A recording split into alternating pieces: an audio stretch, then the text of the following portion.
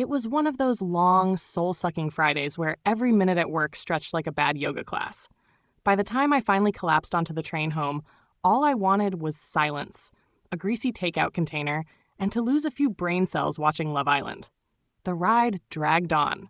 My forehead pressed against the cold glass as the suburbs blurred by. I kept thinking about my couch, soft, safe, judgment-free. But the second I stepped off the train and trudged up the street toward my house, that fantasy shattered. Because right there, smack dab in the middle of my front lawn, was the most offensive, steaming pile of dog crap I had ever seen. I stopped dead. The stench hit me like a slap. It was rancid, so strong I half expected it to peel the paint off my fence. My stomach turned, and for a second I thought I might lose the sad little sandwich I'd had for lunch. And I knew exactly who had done this. Karen. She was the only one on the block with a dog, a golden lab named Bella, who, according to the neighbors, had been christening other people's lawns for years. People had warned me. They'd said, "She doesn't pick up after her. Don't bother complaining. She'll just laugh." I stood there, staring at the steaming disaster zone like it was some kind of personal insult, but the exhaustion from the day won. With a sigh that felt like it came from my bones, I dragged myself inside, shut the door, and tried to pretend it hadn't happened. I just wanted to lay down, cue up Love Island, and let the glow of trashy reality TV wash away the day. But even from the couch, I swear I could still smell it seeping through the walls. Saturday was supposed to be my redemption day. No alarms, no commute, no spreadsheets. Just me, my bed, and the glorious art of doing absolutely nothing. I let myself sleep in until noon, waking up to a house drenched in quiet sunlight. I made a lazy breakfast. Eggs, toast, too much coffee, and finally started to feel like a human again. That's when it hit me. The memory. The landmine on my lawn. I hadn't cleaned it up last night, which meant it was probably still out there. With a groan, I shuffled into sweatpants and slipped outside. The air was fresh, crisp, almost cleansing, at least until my eyes landed on the scene in front of me. Karen. Pink tracksuit, grand Starbucks cup, Bella trotting along beside her, and right there, smack in the middle of my grass, was another steaming pile of dog crap. Still warm, still glistening. My jaw dropped. I looked at Karen, then at Bella, then back at Karen. The math was not complicated.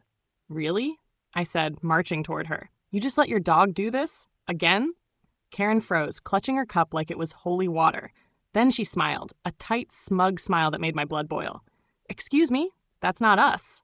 I pointed to the pile. "It's literally right there. She's the only dog on the block." Karen shrugged, all faux innocence. "Do you have proof? A camera? No? Then you really shouldn't accuse people." I felt my face go hot. "Proof? It's steaming."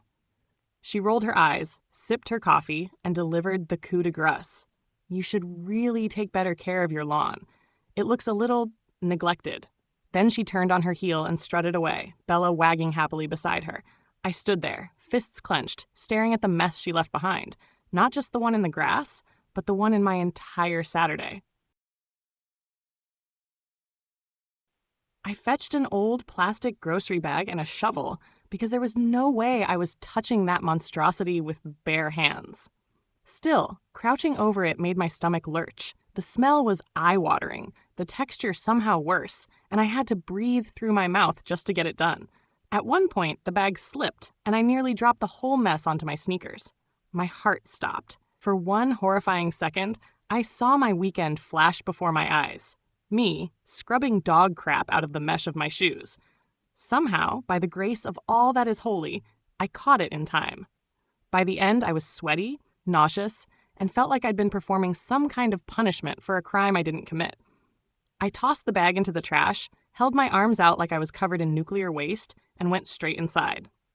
The shower was scalding hot, but even as the water ran down, I still felt contaminated, like I could never be fully clean so long as Bella and Karen roamed free. That's when I knew I needed backup. After toweling off, I called my dad. He's one of those people who always has some practical, slightly old-school solution to every problem. He listened quietly as I ranted, then chuckled. "You know," he said, "your brother Ryan and I had this problem years ago. Neighbor's mutt kept leaving presents in our yard." Ryan rigged up a little system, pressure pad hooked to the sprinklers. The second the dog stepped on it, whoosh, blasted with ice-cold water, and we had a camera snapping photos every time it went off. Never had the problem again. I sat there, dripping from the shower, a towel turban on my head, staring into the middle distance. It was genius. Beautifully simple. Karen-proof. Dad laughed again. Call Ryan. He'll help you build it. And keep me in the loop. I want to hear how this one plays out.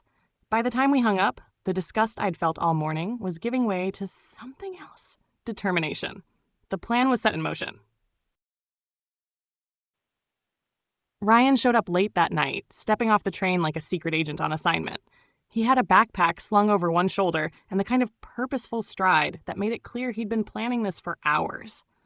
Couldn't risk Karen spotting me, he said with a grin as I met him at the door. This is a covert op. He immediately poked around my garage, opening drawers, peering into shelves, muttering to himself like some kind of mad scientist.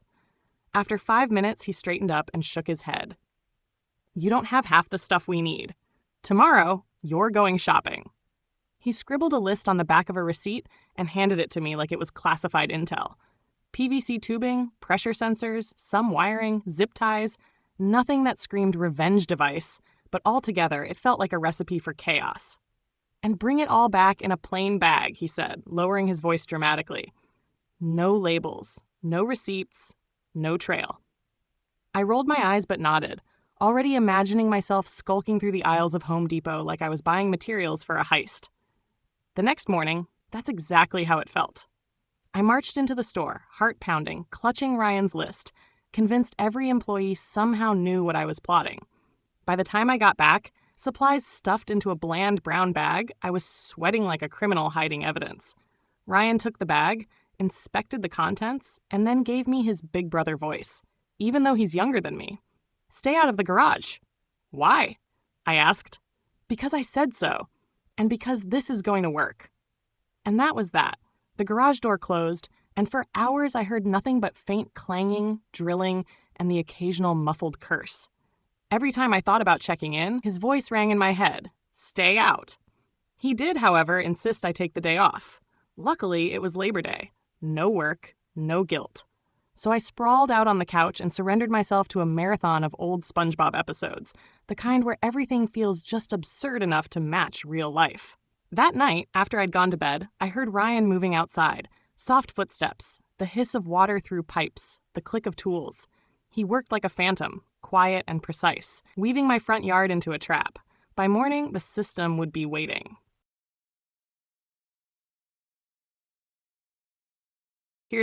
Ryan sat at the kitchen table, hunched over his phone like he was piloting a drone strike. Every so often, he'd smirk and tap the screen, checking the hidden camera feed he'd rigged up the night before.